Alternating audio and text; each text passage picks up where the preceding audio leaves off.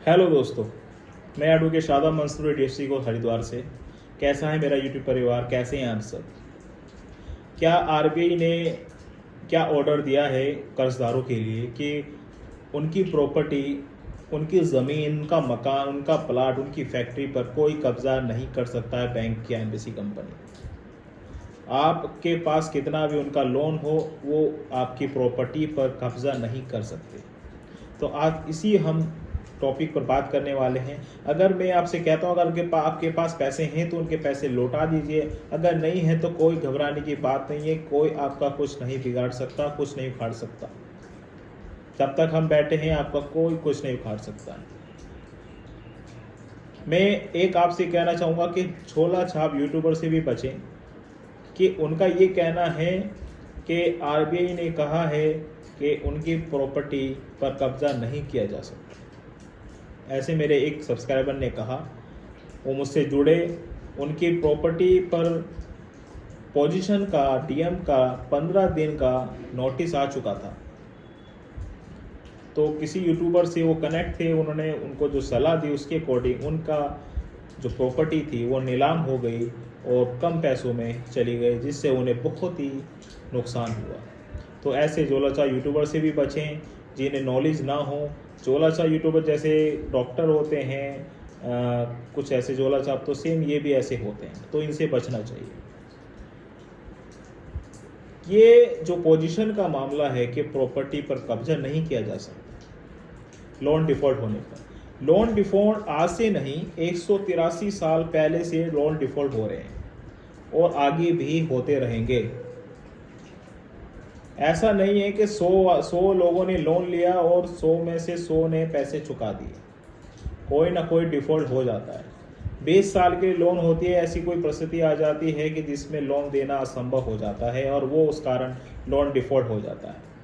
कभी उनकी शादी के कारण डिफ़ॉल्ट हो जाता है लड़की की, कभी मेडिकल के प्रॉब्लम डिफ़ॉल्ट हो जाता है, कभी काम नहीं चल रहा है, चौपट हो गया, उससे डिफ़ॉल्ट हो जाता है। फिर क्या वो कब्जे का पोजीशन कैसे होता है? कहते हैं कि ये जो यूट्यूबर हैं जोला छाप वाले, वो ये कहते हैं कि बैंक को कोर्ट में जाने के लिए बहुत समय लगेगा, आप घबराइए नहीं। आप उनको इतना टाइम नहीं है कि वो इतना टाइम वेस्ट करेंगे आपकी पोजीशन लाने के लिए। मैं आपको बता दूं कि 2002 में सरफेसी एक्ट लागू कर दिया गया था, जिससे ये क्या है, 2002 से जो पहले की बात है, तब बैंक कोर्ट में जाता था, वहाँ समय लगता था। इसलिए कानून बनाया गया 2002 में कि सरफेसी एक्ट जो नाम है उसमें उन्हें कोर्ट नहीं जाना पड़ता, बैंक और एम्बेसी को, कि आपकी प्रॉपर्टी को कब्जा करने के लिए, जो लोन डिफॉल्टर है। इस लोन डिफॉल्टर का प्रोसेस क्या है? सरफेसी के कहना, जब आप लोन डिफॉल्ट हो जाते हैं, सरफेसी कहता है कि अगर आप 3 लगातार ईएमआई नहीं देते हैं तो आप लोन डिफॉल्ट हो जाते हैं, आपका खाता एनपीए में चला जाता है, जिस कारण आपका सरफेसी लागू हो जाता है। सरफेसी एक्ट लागू होते ही, आपका एनपीए होते ही, आप पे 13(2) का नोटिस आएगा, जिसमें 60 दिन का समय दिया जाएगा पैसे चुकाने के लिए। अगर आप 60 दिन में पैसे नहीं चुकाते हैं तो आपको फिर एक 13(4) का नोटिस आएगा, पोजीशन नोटिस आएगा, जिसमें भी 30 दिन का समय आपको दिया जाएगा। तो टोटल कितने हो गए? 3 वो महीने हो गए जिसमें आपका खाता एनपीए हुआ, 60 दिन 2 महीने वो हो गए, टोटल हो गए 5, और 1 महीना 13(4) पे जो दिया गया हो गए 6 महीने। उसके बाद सरफेसी एक्ट के अकॉर्डिंग एनबीसी और बैंक एक अखबार में नीलामी के लिए डेट दे देते हैं आपकी प्रॉपर्टी का। फिर आपको एक लास्ट डीएम का नोटिस आता है, जिसमें 15 दिन का समय दिया जाता है। अगर आप उसमें भी पैसे नहीं देते हैं तो आपका घर पे कब्जा कर लिया जाता है। उसके साथ एसडीएम, तहसीलदार, न्यायिक तहसीलदार, तो पुलिस वाले, लेडीज़ पुलिस वाले आपके साथ आते हैं। अगर आप उसमें कुछ भी कार्य करते हैं तो आपके साथ सरकारी काम में बाधा डालने के लिए आपको मुकदमा दर्ज हो जाएगा और आप इसमें भी परेशानी पड़ जाएंगे। रास्ते बहुत हैं बचने के लिए, बट कुछ यूट्यूबर का कहने के अकॉर्डिंग आप ऐसा करते हैं तो आप परेशानी हो जाते हैं। आप समय से जाग जाएं, यही मेरा मोटिव है वीडियो बनाने का। तो टोटल होते हैं 6.5 महीने। इस 6.5 महीने में जो भी आपको फैसला करना है, अच्छे एक्सपर्ट से मिलिए, अच्छे एडवाइज़र से मिलिए, अच्छे एडवोकेट से मिलिए, जो आपको इस पोजीशन से इस समाधान का हल निकाल सके।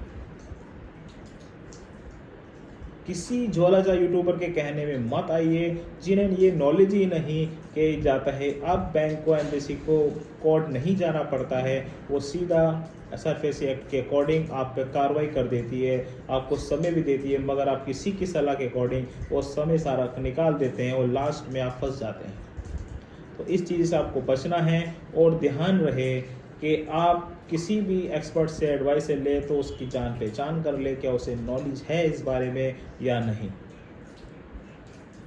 अगर आपके पास कोई भी NPA खाता हो जाता है तो आप पर सेटलमेंट का भी प्रेशर आता है, और अगर SRFC एक्ट का नोटिस आता है तो आप उसमें आपत्ति ज़रूर दें, जिससे कि आप उस केस के लिए लड़ सकें, अपनी प्रॉपर्टी के लिए लड़ सकें, जिससे कि आप पे और समय आपको दिया जा सके। मगर टाइम रहते हुए सब कुछ करना है। ये 6.5 महीने बहुत इम्पोर्टेंट है। आप इस 6.5 महीनों में ही अपना फैसला करें, क्या हमें करना है, किसे हमें जाना है। किसी और लोगों से बात नहीं करनी है जिससे नॉलेज ना हो।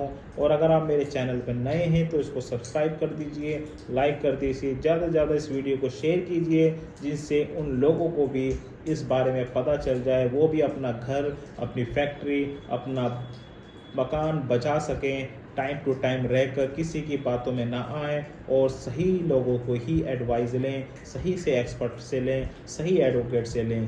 धन्यवाद। जब तक के लिए जय हिंद।